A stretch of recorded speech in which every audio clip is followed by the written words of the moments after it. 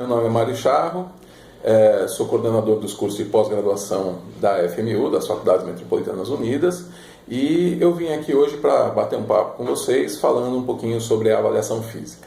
Bom, a avaliação física, ela já há bastante tempo tem sido discutida, trazendo algumas crenças no sentido de que, não, ela não é tão importante assim. Alguns hoje em dia pensam até em fazer basicamente uma entrevista com a pessoa, um bate-papo, sem fazer a avaliação física. Isso é algo muito comum de acontecer em alguns locais, algumas salas de musculação, algumas academias, clubes, etc.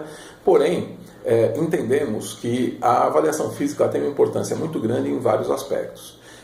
Quando pensamos numa avaliação física, ela deve ter algumas características que são muito marcantes e importantes na hora da prescrição. Prescrever sem avaliação é possível, porém, ela fica muito longe ou deve acabar tendo dificuldade para acertar a carga de trabalho adequada, acertar algo que seja interessante e adequado para o nível de aptidão física daquele aluno, daquele cliente que nós estamos realizando o treinamento.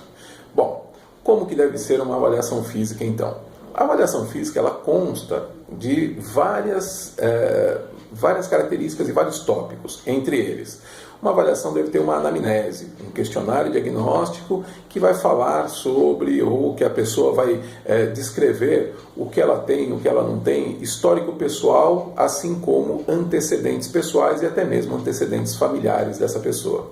Em seguida, nós temos lá uma parte de medidas antropométricas, onde nós vamos verificar peso, estatura, circunferências corporais. Isso também muito importante no aspecto, precisamos verificar se não existe assimetria entre um segmento e outro, precisamos verificar qual é a característica, por exemplo, como o índice de massa corpórea e tantas outras coisas são possíveis numa condição como essa. Ainda dentro de medidas antropométricas é possível fazer uma medida de dobras cutâneas, onde podemos encontrar a composição corporal das pessoas. Além disso, temos análises possíveis de serem feitas, como análise postural, por exemplo, que podem ser identificados problemas posturais em que o profissional, na hora que faz o acompanhamento, ele deveria usar isso como critério para evitar exercícios que possam prejudicar este problema postural, ou até mesmo pensar em exercícios que podem fortalecer determinados grupos musculares na intenção de evitar o prejuízo ou que esse problema postural acabe aumentando.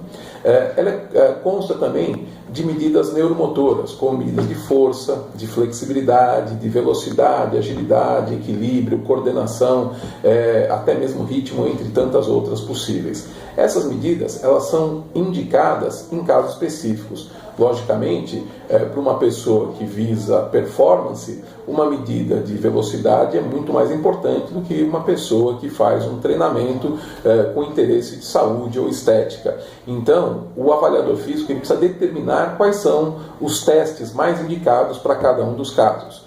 Ainda nós temos a condição das medidas metabólicas, para determinar, então, a condição cardiorrespiratória dessas pessoas, verificando a condição aeróbia, bem como a condição anaeróbia, tanto lática quanto alática. Um teste como esse, um teste aeróbio, um teste VO2 máximo, ele nos dá parâmetros para uma prescrição, utilizando como critério um percentual desse VO2 máximo, um percentual da frequência cardíaca máxima atingida, são as estratégias utilizadas para isso. Uma boa avaliação física, ela deveria ter vários aspectos que são muito marcantes, como, por exemplo, ela deve ser uma avaliação diagnóstica, onde nós vamos, a partir dessa avaliação, comparar este indivíduo que está sendo avaliado com a média populacional, e a partir daí, então, poder caracterizar se a condição dele é boa, ruim, excelente, regular, enfim, qual o nível de aptidão física dele para esta variável e podermos, a partir daí, então, saber qual seria a melhor forma de prescrição do treinamento. Quando nós pensamos num outro aspecto, ter a evolução desta pessoa é extremamente importante. Então, a partir do momento que nós fazemos uma segunda avaliação, uma terceira avaliação e assim por diante, nós podemos verificar qual é a evolução dessas pessoas. Um profissional que já está há algum tempo no mercado e já avaliou muitas pessoas, ele leva vantagem em relação a vários aspectos, como, por exemplo, ele consegue ter uma média do grupo dele. E isso viabiliza, por exemplo, ele saber como que este aluno, este cliente em especial, está respondendo em relação aos demais. Ou seja, se eu sei que na média de uma primeira avaliação, de uma segunda avaliação para a terceira, um aluno meu, um cliente meu, ele costuma evoluir algo em torno de 40% na sua força muscular, nós poderíamos pegar esse novo cliente, ver qual foi a evolução dele e comparar. Olha, na média, os meus clientes evoluem 40%, você evoluiu 30%. O que será que aconteceu? Evoluiu 20%. Será que você faltou muito? Será que o treinamento não está adequado? Eu vou revisar o treinamento proposto? Ou vamos verificar o que aconteceu, se ele tem faltado muito? O porquê não se chegou ao valor esperado, ou até mesmo valores que estão na média ou acima da média, para que a gente possa dar os parabéns para esse aluno e mostrar para ele então que ele está treinando de forma adequada, ele está evoluindo o quanto deveria evoluir, e isso é até mesmo, ou serve como critério de aderência, fazer com que o aluno mantenha-se em atividade, tendo em vista que ele está evoluindo, está tendo a melhora, está tendo o benefício que o exercício físico pode trazer. E, finalmente, nós podemos utilizar e devemos utilizar esta avaliação física na intenção de fazer a prescrição do treinamento e o acompanhamento para ver se aquele treinamento está adequado. Então, na hora que nós temos esses dados, isso facilita muito a vida na hora da prescrição. Para isso, é necessário que o profissional escolha quais são os testes mais adequados. De maneira bastante simples, já que nós usamos a força como um critério. Se eu fizer um teste de força, onde eu vou fazer 1 minuto de exercícios abdominais, talvez esse teste ele seja adequado em alguma situação, mas em outra talvez não. Se eu estou pensando em prescrever um treinamento dentro de uma sala de musculação e eu utilizar um protocolo em que a pessoa vai fazer durante 1 minuto, talvez o número de repetições fuja muito do número de repetições que vai ser utilizado com ele na sala de musculação.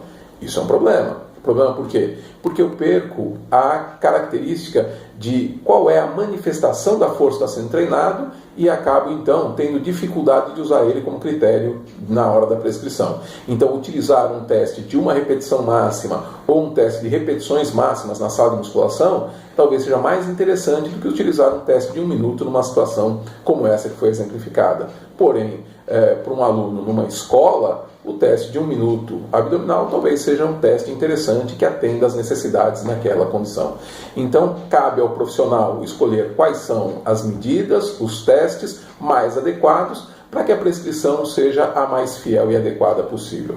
Bom, fica aí a minha dica e eu convido vocês agora para conhecerem em nosso site www.posfmu.com.br